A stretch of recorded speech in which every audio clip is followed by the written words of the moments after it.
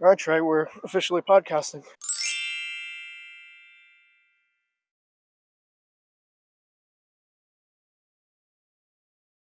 Oh yeah, yeah, So we were talking about the transfer of wealth and things like that. yeah.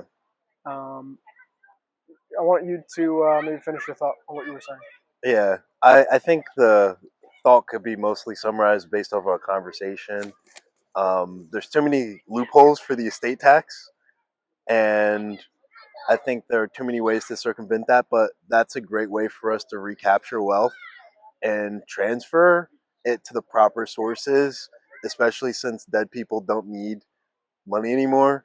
I think that's a lot of captured assets that we could get, just passing it back to the government or even existing nonprofits, depending on who you trust more to recirculate that capital. Right, right.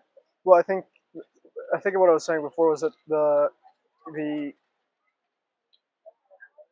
the conservative response to that, or the counter talking point, is something like, well, who are you to determine the distribution of wealth?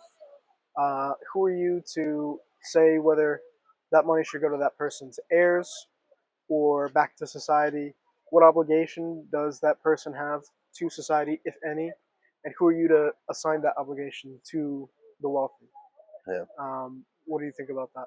I think it comes down to once when you acquire or start to acquire wealth, you also acquire a certain amount of responsibility. And I think you have to start to ask yourself some deeper, more existential questions Right. as you come into money. Because at the end of the day, it's like I have this resource that other people don't have, and recognize how much power is associated with that resource, because you're able to like buy yourself opportunities and also offer people around you Right. opportunities. So there does come a point in time when you have to reflect. It's like, when there's there enough for me, and when am I going to start enabling other people in their pursuit of wealth and starting to um, kind of pass that on. Like, one person that comes to mind, Dan Price, the CEO of I can't remember the name of the company, but he's a CEO that capped his own earnings to enable the other company, like the minimum wage, should be 70K, mostly because that's linked to the happiness index. Right. Um, so most people, if you don't know, once you make past 70K, you don't get happier. It's just enough to be enough to Mm-hmm. survive Mm-hmm. relatively comfortably in most areas of America.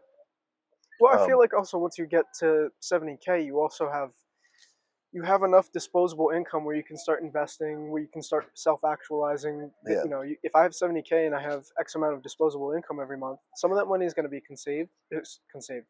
Some of yeah, that, but most of that money might be saved, invested. Um, I might use that money to flip properties, yeah, or I might use that money to do things that I find fulfilling. Like maybe I want to make art. yeah, Maybe I just work and art is really my passion, and I start investing in art supplies and yeah, training and refining my skill in art. Or I like cooking. There's a yeah. lot of It gives you play money. right, You can start playing around. You're gonna right. start having fun. Hmm. It's not like a substantial amount of money, but like if you like clothes, you can start to fulfill your clothes habit. I see your point. Like you can start to Right. play. You But so start to then, enjoy. but then conservatives will say something like, there has to be winners and losers. Yeah, And resentment is a poison, a cancer for society. And yeah, so wherever you are in the socioeconomic hierarchy, you should be satisfied with what you have. You should practice gratitude. yeah. What do you say about that? I'd say it's like a both and. I can be grateful for my position and recognize that I can still need more. Right. So it's like it's a state of like recognizing where you are, enjoying where you are, regardless of where you are in the socioeconomic ladder, especially because in America, in the grand scheme of things, it's like you might be lower class and poor, but like poor compared to like other countries that are Right. poor, Right. Right. you're still not that poor. So there's like things to be grateful about. You're part of the global top 1%. Yeah. So you can start to be grateful about that, but Hmm. that doesn't mean you can't also want more for yourself and want Right. better for yourself. Right. So I think conservatism is good because it pushes that responsibility to you to start to want more and do more for yourself and start to improve yourself, because Hmm. that can unlock additional opportunity. So there's some knocking that has to be done, but at the same time, it's our responsibility to provide these opportunities to the people that are knocking. Right. I also think that um, regardless of that ideal, I think those are just very noble words that Yeah. require zero sacrifice on the person professing them. Yeah. Do you really believe that the 330 million Americans are just going to go, oh yeah, I should just be grateful, and Oh, there no. goes all of our economic woes? No, because there's so many other psychological issues that we have in Right. America that kind of get in the way of that. And I'd like to blame, in large part, there are a lot of different factors that we can blame, mostly generational, because, trauma is passed on from generation to generation. So we have a lot of woes that we did not heal from the past that are in the way of us having that moment Right. now. Right. And then there's stuff that's going on for the day to day in every individual's life that doesn't give them time to process these deeper truths. And then there's that level of self acceptance, just trying to conform to society or a culture that is really hard to get to. Mm-hmm. So it's actually asking a lot of people. But at the end of the day, it's our responsibility to be a productive member of society, to start to, one, love yourself, because you literally can't love a single other person unless you go on the journey to at least start liking yourself Right. or That's my start problem loving with that yourself. talking point is that it's like it's good. That's good on an individual kind of basis. Yeah, But just like communism, which doesn't work at scale, at least we don't have any examples that yeah, work at scale. How do you scale that ideal to 330 million citizens, where there's other factors like unreconciled history, like you talked about, yeah, imperialism, um, slavery, redlining, uh, Jim Crow, where where racism was baked into the rule of law, and the rule of law was racism up until 60 years ago, which is two generations yeah. ago. It's still in fucking living memory. Like, what are we talking about here? I think you do it in scale too, because it's like, one, you have to hold space for loving yourself, liking yourself. And I think the next challenge is holding space for, and within you internally, accepting the past of the country if you're going to stay here. Mm-hmm. Like, yes, we can be annoyed. Yes, we can complain. Yes, we can do all these things, but at the end of the day, it's like there's no value in continually doing that if you're going to stay in the country.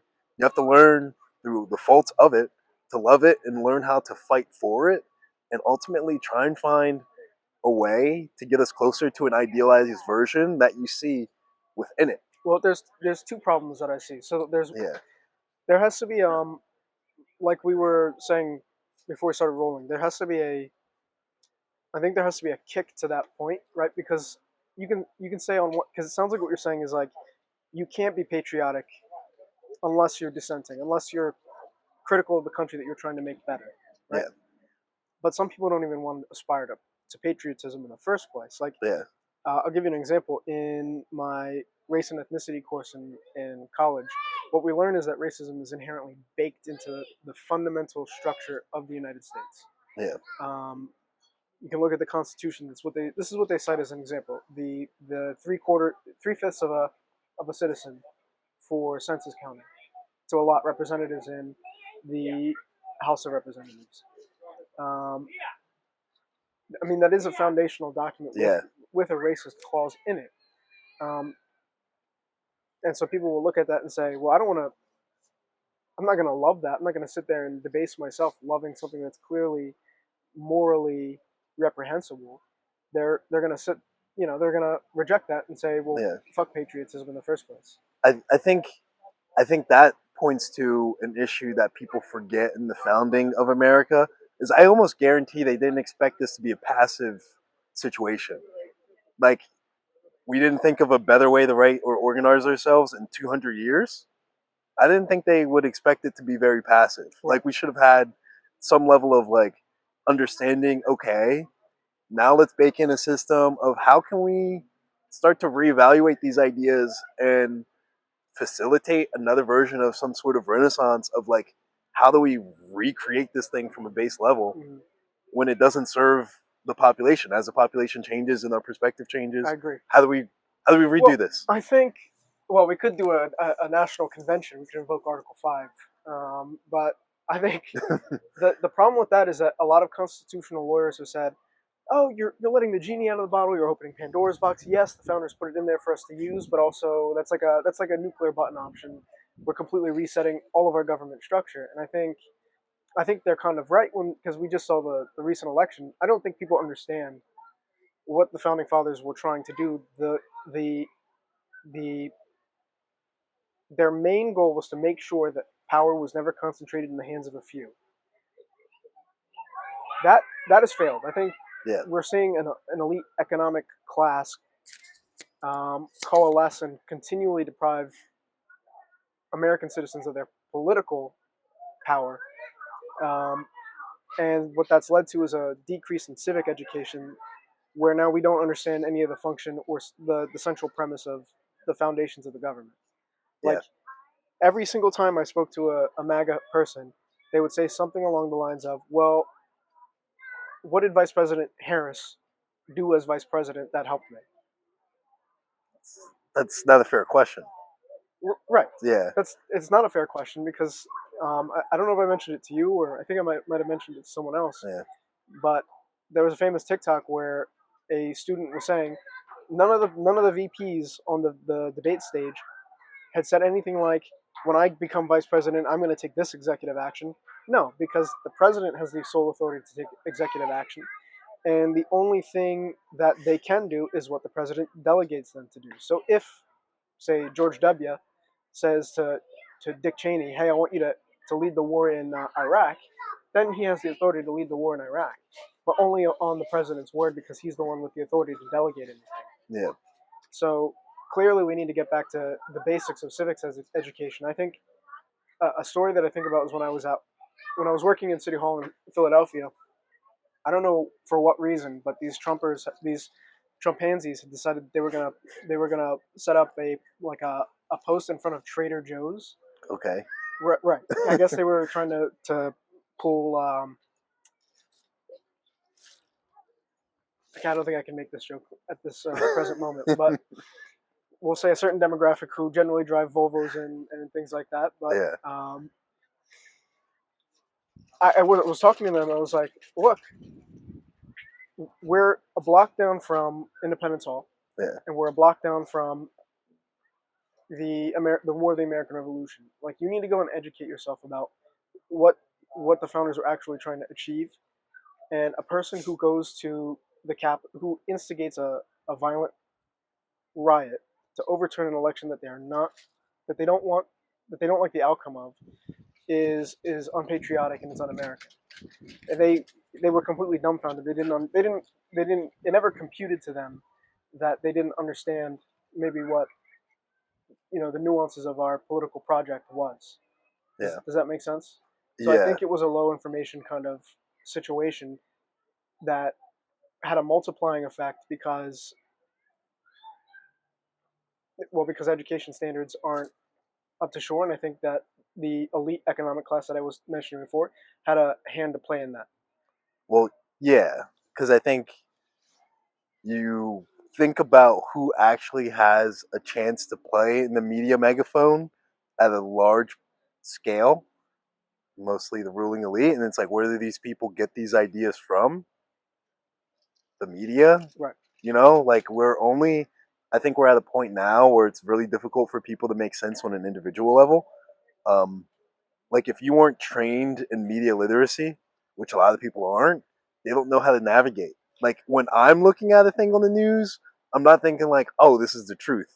I'm recognizing I have to read between the lines Right. and there's things to Well, unpack. I feel like you learned that in English class, and the people that voted for Trump were the people who were desperately afraid of being called on in popcorn reading during high school English class. Yeah. Like that's the people who were cheering on the Donald Trump victory. It's like you were. I mean, I don't want to insult anyone, but you're so misinformed that you don't realize that you've shot yourself in the foot. Yeah. Um, it's not a tragedy for liberals, although it is. It's a tragedy for the entire country that we would essentially sacrifice our own values as Americans because we don't understand them. Like we're not united by what unites you and I as countrymen is not a it's not a shared ethnic identity. It's not a shared heritage. It's a commitment to principles like limited government, free speech, that I would die for your rights and you would die for mine. That's what unites us as a country, and that's what's being torn apart. And it's not being done by both sides. It's Yeah. being done by one side who wants to trample those rights. Like I'll leave it there. I'll ask your thoughts on what I'm saying. I think it does take two to tango. Like, I think as much as we are being a lot more divisive, like, I know I can even sense the difference after Obama's campaign in 2008. It was ran on hope, and it felt like that unified the country. Mm-hmm. We weren't pointing fingers at a group of people, no matter how much we disagreed with them. And I remember Well, I also Obama think, turning to Romney, and he was like, "We both agree on X, Y, and Z. Like, right. this is something we agree on." Well, And we stopped doing that. I also think Obama was like a once in a generation charismatic kind of Well, yeah, figure. I do think there were racial undercurrents, and so every action has an equal and opposite reaction. yeah, And so what we're seeing as a reaction to Obama is the obverse, which is Donald Trump. yeah. I see him as the shadow of our psyche, the American psyche. Sure. Yeah, that's a good way He's to the put it. manifestation of all the things that we push into a dark closet, Yes. Yeah, I and think now that's we a were great way of forced to looking at it. confront it. You're talking about the Jungian shadow, and Yeah, I agree with that. I think that's actually a profound observation. I think. Yeah, I mean, I agree. I think there's things that we really don't want to address in the political discourse, which is. I mean, did you hear about Matt Walsh's? Do you know who Matt Walsh is? I know of Matt Walsh. Have not heard what you're about to say though. Did you did you watch his documentary? Am I racist? No, but I did see the preview. You saw the trailer. Yeah, Well, if you watch it, it's like you're trying to criticize these kind of the quote unquote DEI industry, but you've never engaged with the actual theory that you're trying to criticize. You didn't. so you're avoiding actually thinking about the theory. Right. Okay. That's literally the entire documentary is avoiding actually engaging with. Oh shit! Oh shit!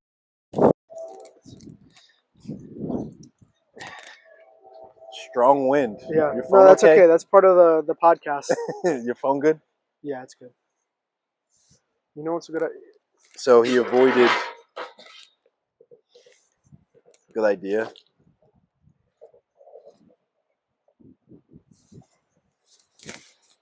That's definitely going to be part of the podcast. Oh yeah. What was I saying? Oh yeah, he just Yeah. never engaged with the ideas. Yeah. He was just trying to make people look stupid who clearly were struggling with articulating the content of the theory. Yeah. And so we never, you never got there was never like a wrestling with the ideas. Yeah. Like trying to actually bake something in. Right. I actually, as a intellectual experiment, because I made a video about systemic racism 101 on my YouTube channel. And one of the comments was like, racism's in your head. And I was like, you know what? I'm actually going to sit with this and try and unpack what he meant.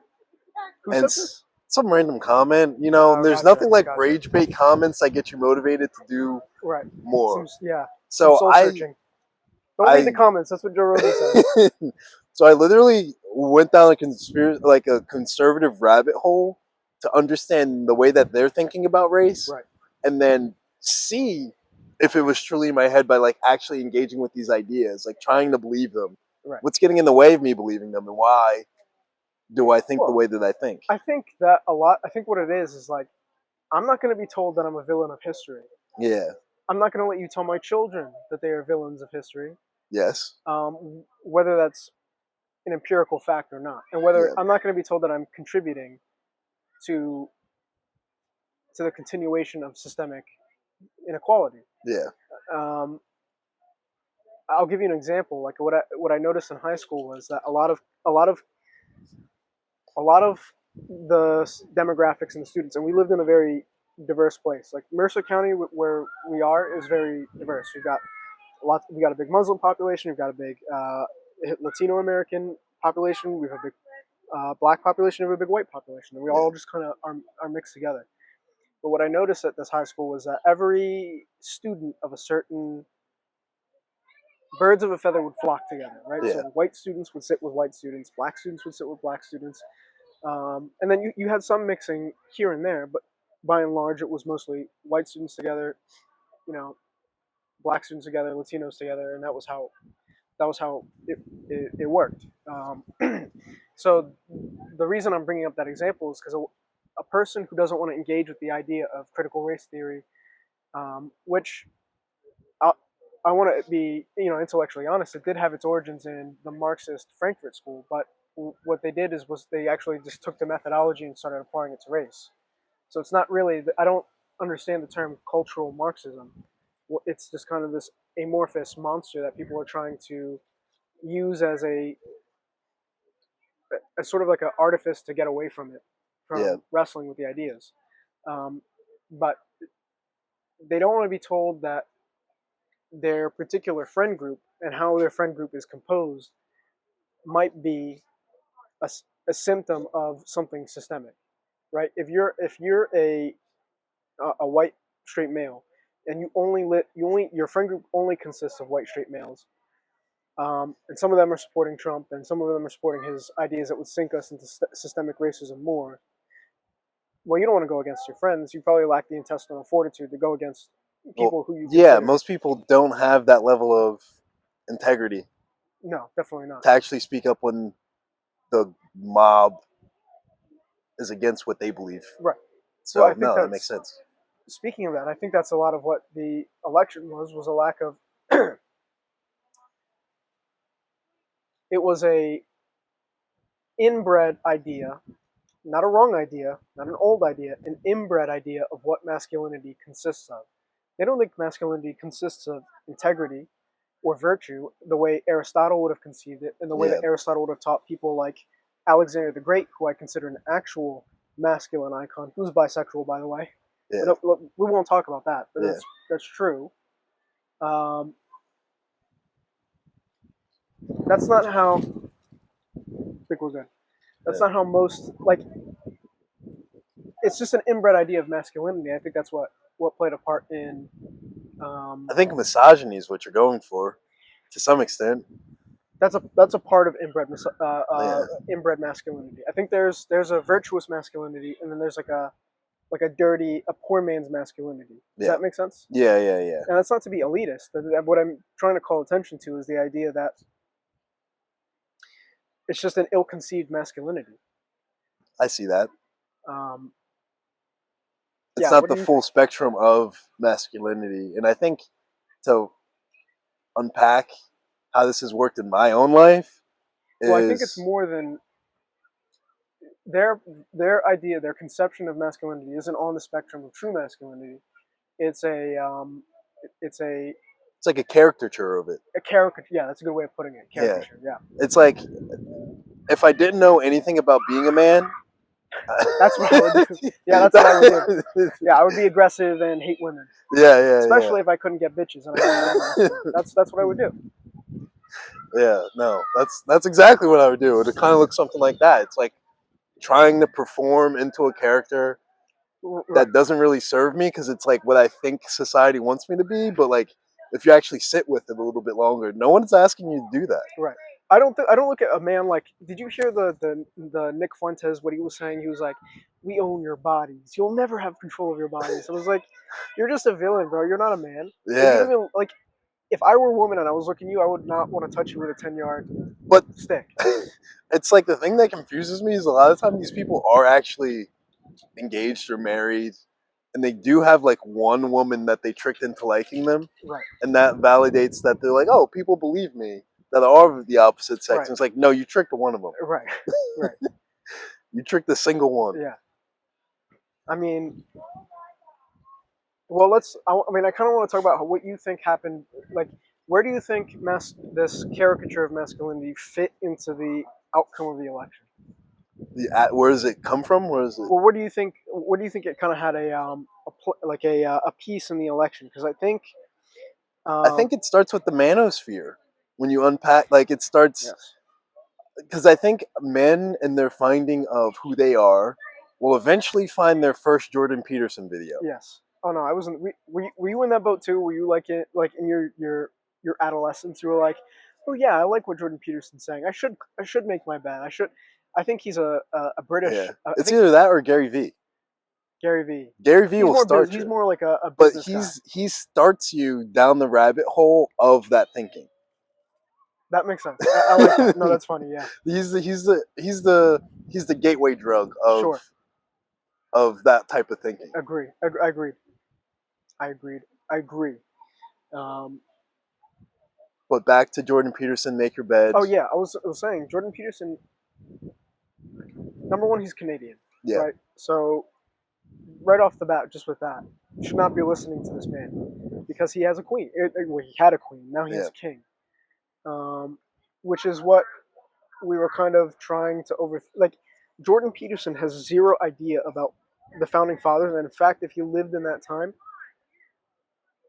as an American colonist, he would have been either tarred and feathered or been one of the people that were pushed into Canada or fled back to Britain because he would have been a British loyalist doing tricks on the king.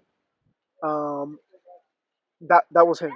That's Jordan Peterson. Like the way he talks about the American Republic, the American democracy is sort of adolescent and underdeveloped. Like if you don't understand the core principles of the country, he talked about a symbolic branch of government recently with I think it was Destiny.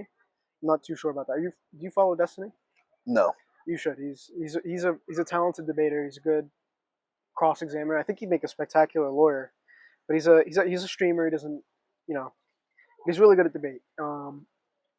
And he was talking. Jordan Peterson was talking to Destiny about how the king kind of fulfills a symbolic branch of government that can be above politics. But what he fails to understand is that what's supposed to be the symbolic branch of government in the United States is either A, the people, the abstract idea of the people, or it's supposed to be the Constitution. Those are two things that are like the rule of law is what prevails in the United States, not men. It yeah, wasn't like I think there was a John Adams quote where it would be a country of law, not men. And he fundamentally fails to understand that aspect. And I think I'm not surprised by a British subject saying something like that. And I detest the idea that British subjects are attempting to um, influence Americans in that way, and that Americans don't have the mental faculties to resist it. yeah. I mean, I think it just comes down to a lot of people are too lazy. Yeah. Like short form content got a lot of people to the point where they don't do that second Google search. It's No, like you see no. something the first time, you're like, oh, It's too much energy this is to look true. up a secondary source. Yeah. It's like, or Lord forbid, a third source. Right. God forbid. Yeah, a third source. That Right. would be crazy. Yeah. But I think, yeah, a lot of people are just lazy. And when it comes to philosophy ideas specifically, they don't want to unpack, sit, think through, and like make these ideas their own. It's just like, oh, I can just regurgitate the talking points and that's the same thing. But it's Right. like there's something that happens when you allow the ideas to almost like alchemize through you and reach the conclusion from the start yourself and applying it to like your own case study in a Mhm. nutshell. Mhm. Well, I mean, this is a theory that I've been kind of Yeah. playing with, but Is it still on? yeah, that's on. Cool. Um, no, I'm kind of nervous about it too. But the theory was in economics you have something called the Pareto principle, which is something like that's something Jordan Peterson loves to weaponize. But I also want to experiment with that tool as well. Yeah. So the idea is that 20% of a population is responsible for Oh, the some kind of famous, yeah, the outcome, 80-20, right? 80-20 rule. Yeah, Right, yeah. 80-20. The 80-20 principle. That's the Pareto principle. Um, it was actually developed by an economist to determine how maybe labor, like X amount of labor is responsible for X amount of production. Um, and that's what he discovered. 80% of outcomes are produced by 20% of the population. So let's take that tool and apply it to morality, right? Yeah. If we apply the Pareto distribution to, or excuse me, the Pareto principle to morality, that means that only 20% of a population is responsible for 80% of the abstract good that occurs. Whatever that might mean, they're only 20% are responsible for that. On the obverse of that is that, or the inverse, 20% of the population will be responsible for 80% of the bad that occurs in the world. Yeah. And then everyone else kind of falls in between. So I think that you can't expect most people to do the legwork of producing good outcomes, because that mathematically doesn't square. Yeah. Yeah. Yeah. I think that comes back to averages, Yeah. Making a good distribution curve. Like there were going to be winners, well, not losers. There's going to be leaders and laggards. Right. And more often than not, a lot of the people, well, that's how you get the idea of average. Like there's someone that's outperforming, there's someone that's underperforming. Mm-hmm. But that's what I'm saying, is that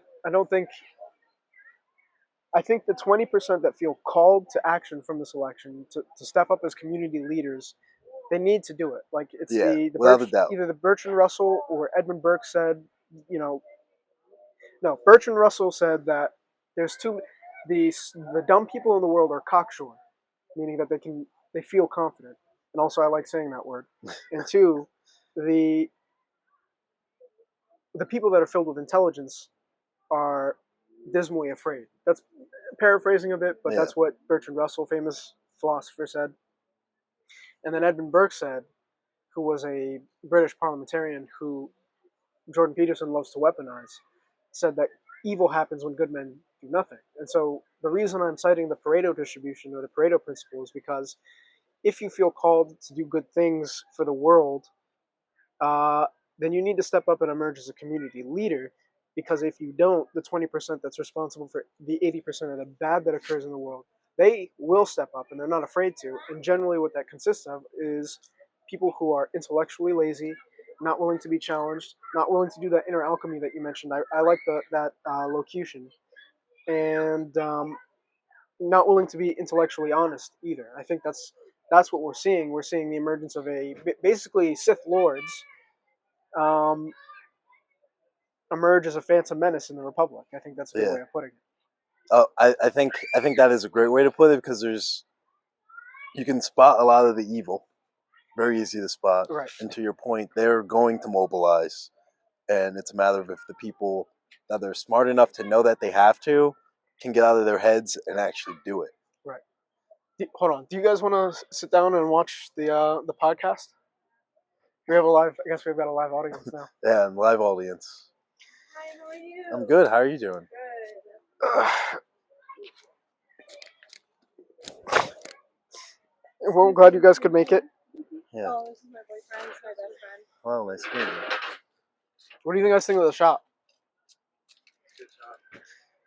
It's the money shop. A lot of people come in? We've had like children like run through. Yeah. Nothing crazy.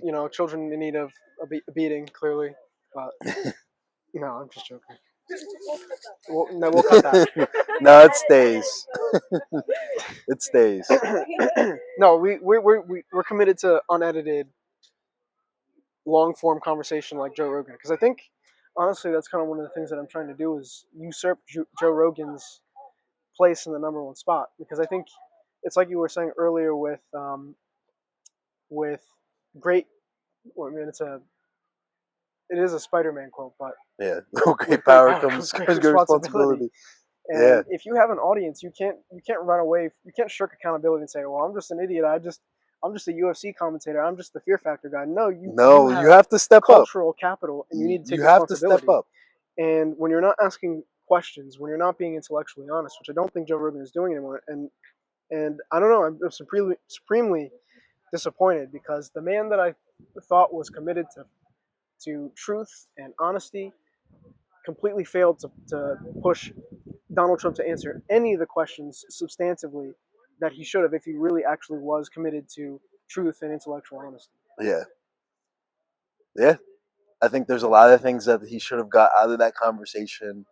Like you get Donald Trump on a mic for 3 hours, he should be squirming in his chair. Right. There are so many things that are worth unpacking that you can't just ignore. Right. Like my biggest thing is like, does he know what he's doing? Does he know the amount of people that are like conspiracy theory rabbit holes? Well, unfortunately, I think he does know what he's doing now. I think he's planning on instituting Yeah. Project 2025, where he'll kick the legs out under the sort of secret branch of government that is the bureaucracy that keeps government functioning well, um, and replace it with yes men and Trump loyalists, which I think is a scary proposition, especially when he's talking about nationalizing the federalizing the National Guard in red states, and deploying them in blue states under the edifice of enforcing immigration law. I think that's a very scary, Yeah, that's scary. because it's like lots of dictators have come to power saying that they were quote unquote restoring the republic and enforcing the law, and it seems like a ploy to squash political opposition. That's what it looks like to me, and that's Yeah. based off of my understanding of many countless historical examples going back through time. Yeah. I mean, it's a scary precedent. Yeah.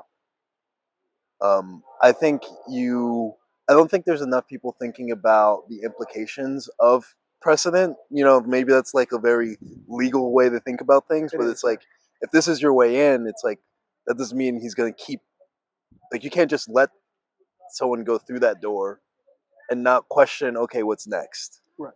What's next? Right. Because it's like, if you're starting day one and that's kind of the angle you want to go, what about year 3? Right. So, are you familiar with just the history of like the Roman civil wars? You're familiar with ancient Rome, right? I'm familiar with ancient Rome, yes. Okay. So, because the only reason I'm like saying this is what's up? I just wanted to check. Is it rolling? No, it is. Okay, good. That would have been really bad if we were talking. No. So the Roman Empire was broken up into 2 periods: the Empire and the Republic. And the only reason I'm like saying things that you might already know is because, Yeah, we have an audience. It's okay. right, other people might not know it. So we had the Roman Republic and we had the Roman Empire. But what people don't realize is that the Empire came before the Empire came before the emperors. The emperors became a part of the political structure to maintain the empire that the Republic had built. So not many people know that. Well, first let me ask, when you think of the Roman Empire, what do you think about? I usually think about the Republic, yeah, like, or some level of democracy to some extent, Right. but mostly the Republic. Let me narrow the question. When you think about the Roman Republic's end and its transition into an empire, what do you usually think about?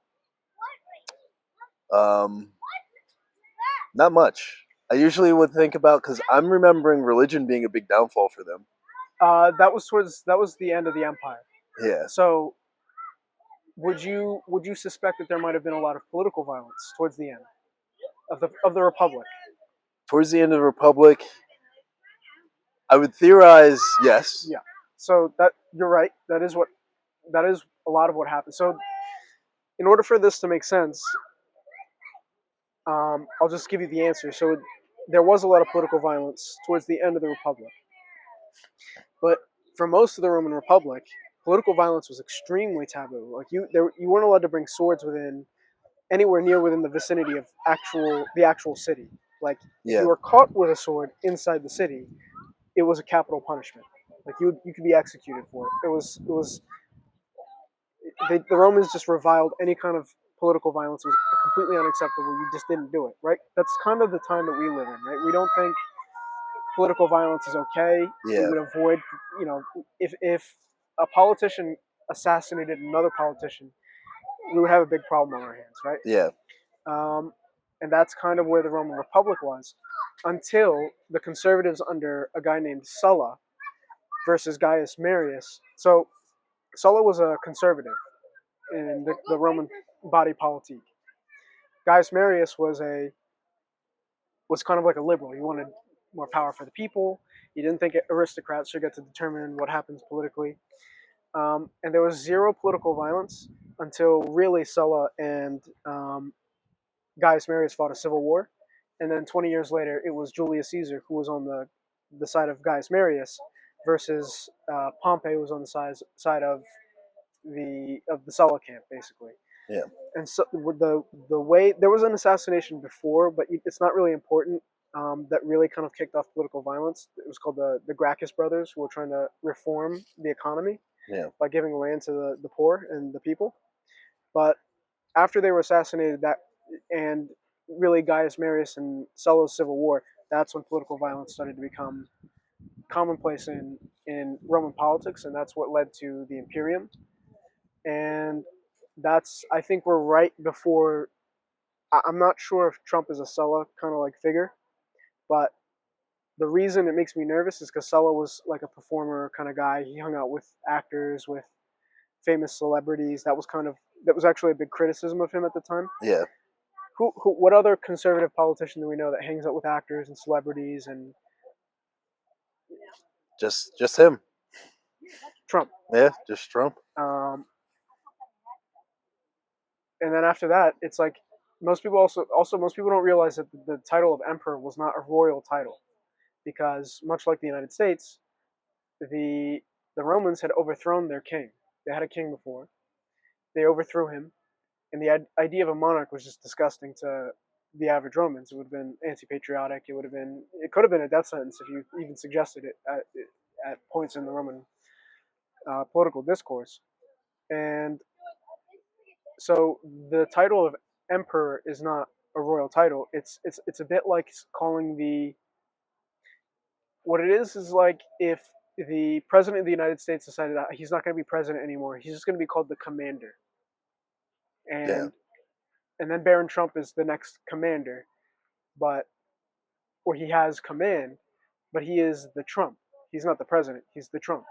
And everyone who succeeds to that office is then given the title of Trump. That's what really happened to the Roman Empire. That's how it became an empire. Yeah. If you asked an imperial after the Republic, they would have said, "Yeah, we still live in the Republic. We have a Senate, who the emperor doesn't listen to, and the emperor is just he's got command, and that's what it is." Yeah. Yeah. I mean, it does make you feel as if that's closer to a reality than you'd like it to be in terms of comfort level. Right. Like that feels like something that could happen tomorrow. Well, actually, it'd have to be in January, but. And I think that's the problems with civics education in general, is that people don't understand these rhythms, these common patterns of history. Yeah.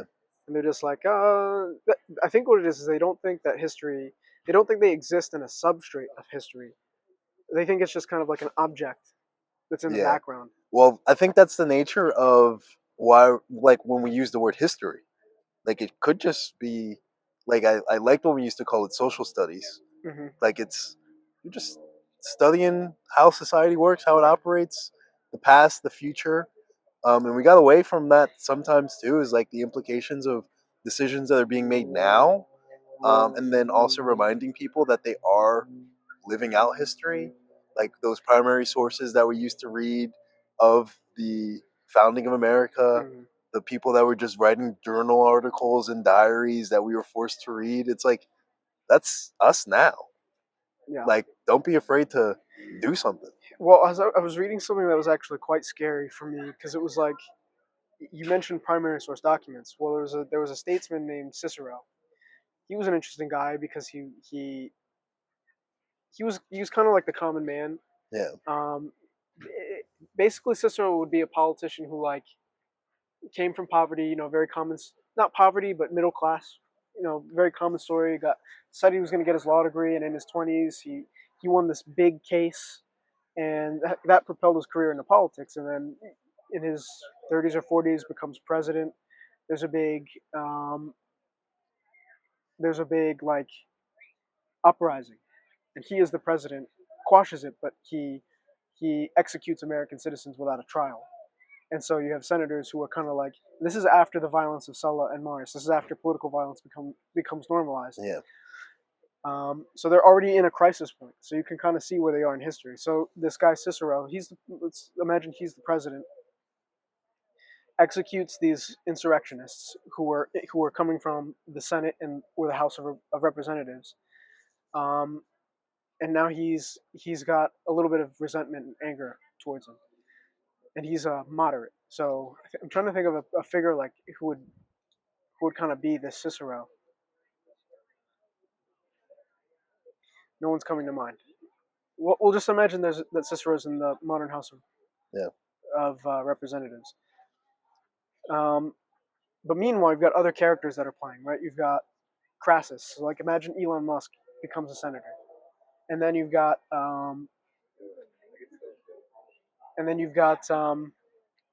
Caesar. Caesar's also there, right? He's part of the story. Everyone knows about Julius Caesar. That's the time period we're talking about. So it's Cicero, Caesar, Gaius Pompey, Sulla, Gaius Marius, and Crassus. So you basically have a game of Trump, Elon Musk, Cicero, and other characters who I can't quite analogize yet because you gotta see more things unfold. Yeah, we have to see how things play out, but that's kind of where we're at. I kind of have figures in my mind who have existed who are re-emerging in history. Yeah. And so, in terms of primary source documents, I'm reading his works as he's living through the historical events. It's actually kind of gripping because it's like I know what's going to happen. He eventually is assassinated and his hands are chopped off and nailed to the doors of the Roman Senate by Mark Antony. But he's talking about Caesar. He's talking about what he called chicanery, which is a fraudulent construction of the law. Yeah. Which is exactly what Trump is doing when he fraudulently constructs the law to the Supreme Court or to the people. Donald Trump is a solo Caesar kind of figure. And I think we need to be very cautious because I've read those primary source documents. I understand the rhythms of history because that's my bread and butter. I love history the most of all subjects. Yeah. And I think that I don't know. I think we just need to be very, very cautious. And to be honest, I think, and this is a warning, I think the founding fathers, they didn't put the Second Amendment in the Constitution for conservatives, for Bible thumpers. They put it in there to prevent Bible thumpers and Christianists, which is a phrase that I coined. Because if you're going to have Islamism, you should have Christianism, which is ethnic ethnic Christian nationalism. The founders put that in the Constitution so that liberals can prevent an authoritarian government emerging as a theocracy or any other kind of authoritarian government. That's why they put it in there. Yeah. And I know I'm kind of rambling, and I want you to share your thoughts soon. But the founding fathers were Englishmen, and just 100 years prior to the American Revolution, maybe 150 years, there was something called the English Civil War, where a theocratic dictator named Oliver Cromwell came to power and ruined many people's lives. Yes. They also would have been aware of the 30 Years' War, which is a war where Protestants were murdering Catholics and Catholics were murdering Protestants. The founding fathers did not found a Christian nation. They founded a nation where you were free to be Christian and any variety of Christian, or not Christian at all. That was the core premise of the First Amendment.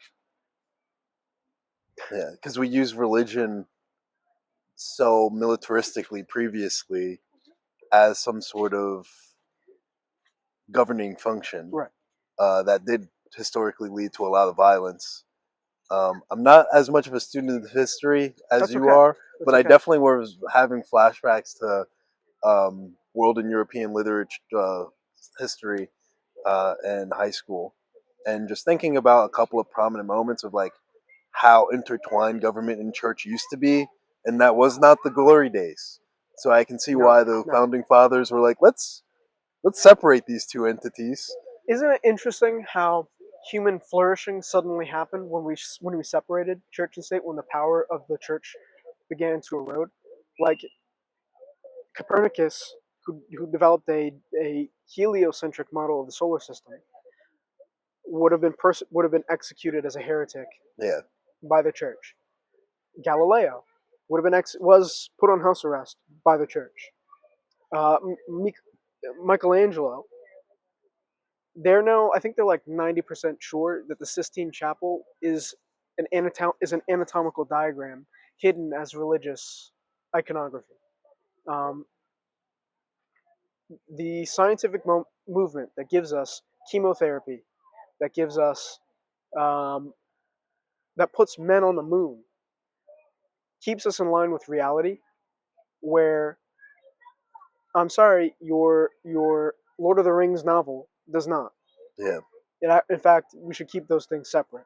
yeah, yeah. I think we didn't do it well. I think there's a way to intertwine those two ideas. Like, I think the Eastern world did a pretty good job of like Yes. kind of allowing these two things to play well together, but I think the fault in Christianity or in Abrahamic religion and building around that is there's too much externalized power in the people that don't actually properly understand those doctrine. Um, that when you place that much externalized power and you put a figurehead that is in charge of said externalized power, that's going to their head Right. 100% of the time. Just hold that thought. Ayana, could you check the camera and see if it's still good? It's still rolling? Yeah, but you're at low battery. Am I? Yeah. It's like perfectly covering where it says low battery, so I can't really click it. Hold on, let me check. Well, we can wrap soon. Yep. I feel like we did have a lot going. We've got an hour. We've got like almost an hour. Do you want to? Oh yeah, I gotta go soon too. Okay, cool. All right, we'll wrap it up there. Trey, any final thoughts before we wrap it up? I think we're at an inflection point, which is important to emphasize. And I think this is now the time when people have to start doing that internalized work to recognize how to make sense of the world, how to make sense of themselves, and how they ultimately want to make a lasting impact in where America is going currently, especially if they want to stay here.